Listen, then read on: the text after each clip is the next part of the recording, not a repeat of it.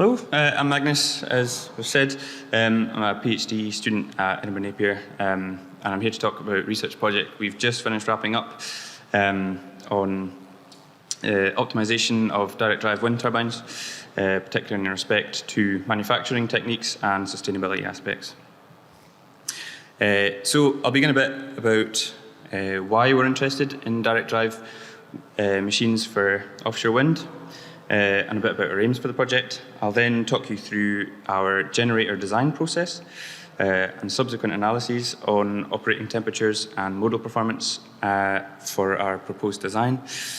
And I'll end by concluding on our main takeaways and future direction. So, within the UK wind energy pipeline, at current, 75% of approved wind farm development capacity for the whole of the UK is coming from offshore wind, and this is coming from 8% of the total ongoing wind developments. We know that economies of scale for offshore wind developments are not found relative to the overall farm capacity, but that significant economies of scale are associated with an increase in turbine sizes themselves. As such, the average turbine size for offshore developments are reaching 10 megawatts for those awaiting construction. So why direct drive for wind? Well, operation and maintenance can account for as much as 35% of the levelized cost of electricity for offshore installations. There's a direct correlation between the increased number of gearbox stages and increased maintenance costs. Traditional geared transmission systems are failing approximately 40% more than direct drive systems. And so it can be concluded that by removing the gearbox entirely, we can therefore minimise our maintenance costs.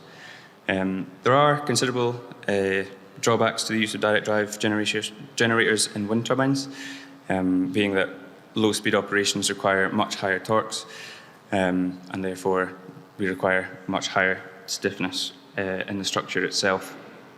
All this contributes to a higher top mass, which then cascades down to the system, increasing their costs through the whole wind turbine. So our aims for this project were to contribute to the understanding of direct drive wind turbine generators through the exploration of materials and production processes, as well as furthering the discussion on design and optimization, especially within the context of financial and environmental performances, and to hopefully begin the process of creating some form of guide which can be applied to the development of other large-scale direct drive generator systems. This study was carried out on the US National Renewable Energy Laboratory's 15 megawatt reference turbine, specifically on the rotor. It's an outer rotor. So we began with the project with a material selection process, and this emphasised component recyclability and reduced use of virgin materials, and this shaped design considerations from this point onwards.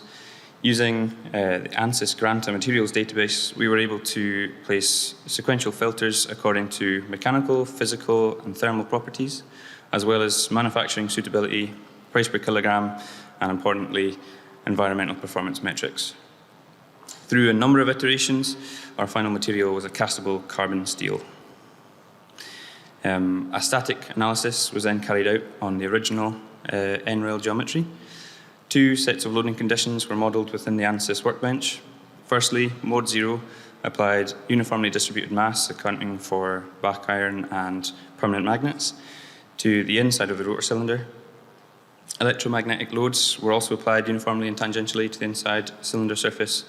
Centripetal force, accounting for rotational speed, and accounting for a 6-degree upwards tilt in plane acceleration due to gravity. Mode 1, same as previous, except the static normal stress was replaced with a sinusoidally varying nominal stress. What we found was, as I'd mentioned, the rotor stiffness requirements dictate an ultimate total deformation limit at 20% of the air gap clearance. This amounts to 2 millimeters deflection and a von Mises stress limit of 200 megapascals. This is on a 10-metre diameter rotor. So we found, imposing those loading conditions, a deflection over 11 times the limit, as can be seen here, hopefully. So for the optimization process, we took two distinct approaches. The first was pure parameter optimization, focused only on changing of the rotor's thicknesses to meet deflection and stress limits, with a harsher deformation limit of 1 millimeters.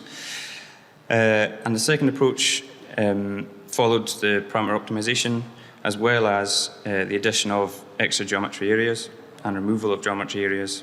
And topology optimization was used to remove this ineffective material, not contributing to mass, to stiffness, sorry. So for the first approach, direct optimization was used with an ANSYS again, setting out two objectives with one constraint. First objective, minimize mass. Second, to minimize total deformation with the maximum constraint of 0.98 millimeters. Through multiple iterations, we ended up with a rotor which was triple the mass of the original NREL geometry, with a deformation of just under 0.9 millimeters. From this process, we discovered that whilst an increase in cylinder thickness resulted in a greater decrease in deformation than the desk, it results in a higher percentage of mass increase relative to that deformation decrease in comparison to the desk. So the second approach started off with the parametric optimization again, which resulted in the addition of two more geometries in which to change the thicknesses of. We introduced the shaft to which the rotor is mounted to, and that allowed the addition of supporting shafts to the desk from the shaft. Moving on to the topology optimization, we set a mass reduction of between 5 and 20%, and we were able to reveal a repeated pattern, which I hope you can see here, from which allowed us to create the repeated pattern within CAD. And this allowed the removal of 39.2 tons from the rotor desk. Topology optimization also suggested we could remove mass from the cylinder wall, as shown in the parameter optimization. This reduction was the dominant factor for total mass reduction, and it was at this stage that supports were added to both sides of the disc, which I hope you can make out. Finally, for this design, helical fins were added to the outside of the cylinder wall, which I'll discuss in greater detail shortly. The table here tells the story of the additional features added chronologically, with a final result 46 tons and 22% lighter, and a final deformation of 1.86 millimeters. At this stage, manufacturing was explored. Owing to quite a complex design, it was determined that sand casting and then milling to mill out the cylinder cutout, are the only feasible options for manufacturing of the rotor.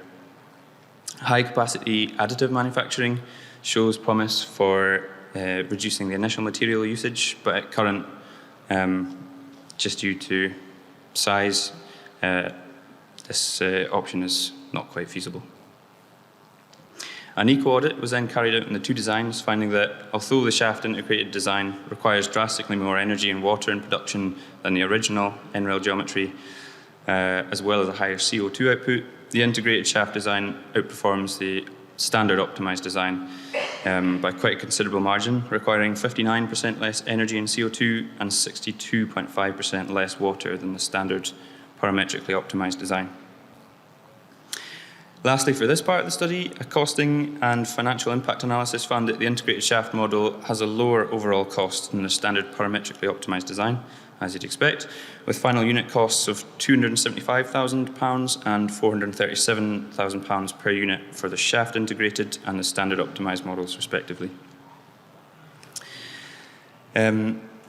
So the model produced by the first parameter optimization process was used for the purposes of a static structural analysis, which considers the impact of operating temperature on the rotor, including the static mode 0 loading conditions outlined earlier.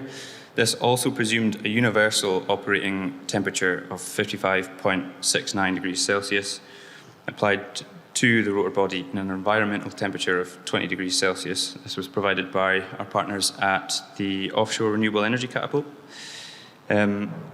Whilst the results for the original NREL geometry showed a deformation increase due to thermal loading of only 3.1%, incorporating thermal loads on our parametrically optimized rotor increased deformation by 134%, from 0.89 millimeters to 2.13 millimeters, which was 0.1 millimeters over our limit.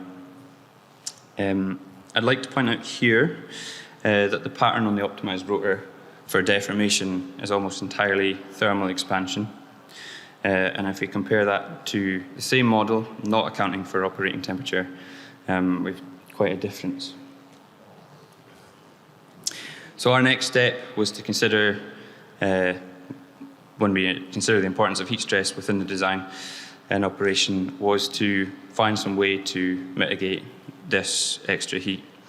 It becomes clear that we need to design with heat in mind in order to ensure structural deformation and stresses can be accurately predicted and accounted for. Accordingly, the implement of a heat sink device was then considered. Two categories were explored: a retrofit external heat sink with a secondary material and integrated homogeneous heat sink. After our initial analysis, the first option was dropped. It underperformed thermally and presumed to underperform structurally as well. And environmentally, considering the need for an epoxy material and the secondary material would make recyclability a lot worse. So here we have the designs. So 3 heatsink variants were added to the standard optimized rotor design, 2 with 90 fins in total and another with 80 fins, adding an additional mass 1% and 3%. The integrated shaft started with 2 variants, both with 176 fins. The first aligned parallel to the axis of rotation, and the second introduced were helical, and they were opposed to the direction of rotation. The parallel fins were dropped as it was found to perform, the helical fins were found to outperform them structurally. We did consider a pins-based design as well, and that was found to underperform the fins-based design too. Given the importance of the results we found from the initial analysis, it was decided that further investigation into thermal loading on the generator was required.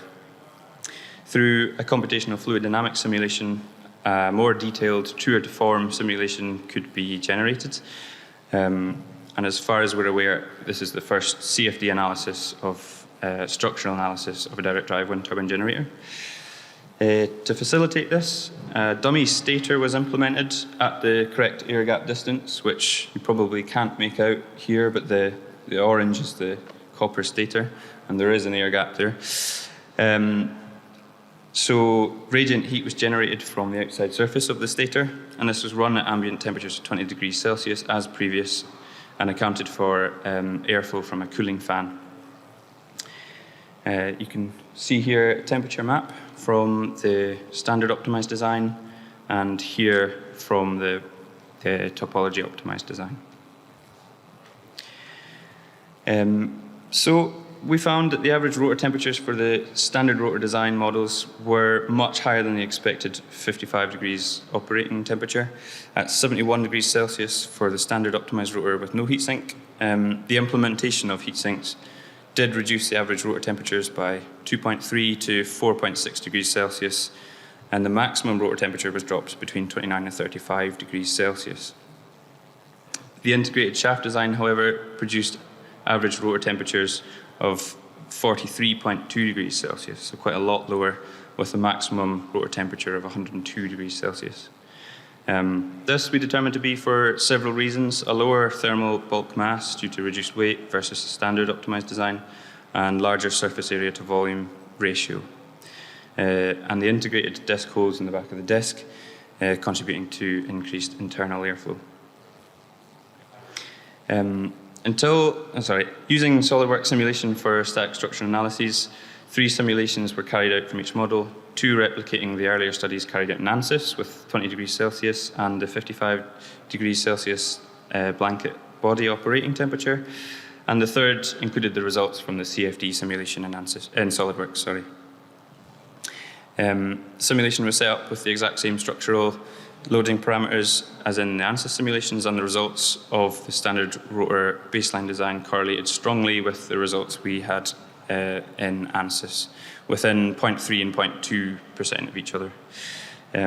Hopefully you could make out the deformation eccentricity experienced by both rotors here. Maybe not, I'm standing quite close and I can't quite make them out, but maybe that speaks to my optician. A feature which was not present for the blanket operating temperature, and so we believe that contributes further to increased maximum deformation. For the standard rotor design, all three heatsink adaptations resulted in poor performances for the 20 degrees C and the 55 degrees Celsius blanket simulations when compared to the design without heatsinks. Whilst most models did pass the 20 C degree requirements, none of the designs passed the blanket operating temperatures and the CFD analysis. However, considerable improvements were generated as a result of the incorporated heatsink designs in the case of the CFD analysis. This is a bit wordy. I'm going to try and quickly explain this graph. In red, displayed as a percentage of the baseline standard optimized rotor is ratio of mass to surface area, and in black is the reduced deformation as a percentage against the same rotor. As you can see, there's quite a strong correlation between them. The last part of the thermostructural analysis was the sensitivity analysis. So on the graph, points 1 and 2 along the x-axis refer to a change in deflection by reduced generator losses. Reduced generator losses, which is effectively heat input by 10 and 20%. Points 3 to 7 reflect increasing ambient air temperatures from 10 to 50 degrees Celsius. And lastly, points 8 and 9 represent the deflection change by halving and double the fan speed in comparison to the initial CFD study, which is 0.9. The main takeaway from this being that the shaft integrated design, the red points here, vary by quite a drastic amount more than the standard baseline design. However, all of those points are outperforming the standard baseline. Last of our simulations was a modal analysis of the rotor's natural frequencies. All modes were found out with exciting electrical frequencies for the standard rotor design, with modes 1 and 2 inside dynamic constraints of the generator for the integrated shaft. However, participation factors for both models were relatively low. Modes 3 and 4 were found able to excite the entire integrated shaft geometry. However, considerable effort was made to ensure that even when stressed, these modes lay well out with the operating electrical excitation frequencies. So to conclude, our most significant finding through the work in this study is the impact of thermal effects on wind turbine generator structural performance. We also found that topology optimization and integrated heat sinks were found to be necessary in order for us to deal with these thermal stresses. The integration of the shaft was found to bring about further opportunities for optimization and greater reduction in deformation and stress. Lastly, we found additive manufacturing may be able to produce further gains in environmental performance. However, the solutions that we have proposed so far in this study are available with current technologies. Naturally, we've got quite a few areas which we'd like to continue work on this study. I think I'm just about out of time, but further development of the thermostructural analysis, including the back iron and permanent magnet assembly, as well as a full stator and rotor assembly, and analysis of thermal effects could be expanded according to ongoing research in the area of stator cooling systems. I think that's about all from me. I'd just like to thank, on behalf of my colleagues, Dr. Pablo Sola and Andrew Jack, I'd like to thank our industry partners through this project, Siemens Gamesa and the EPSRC. And thank you all for listening as well.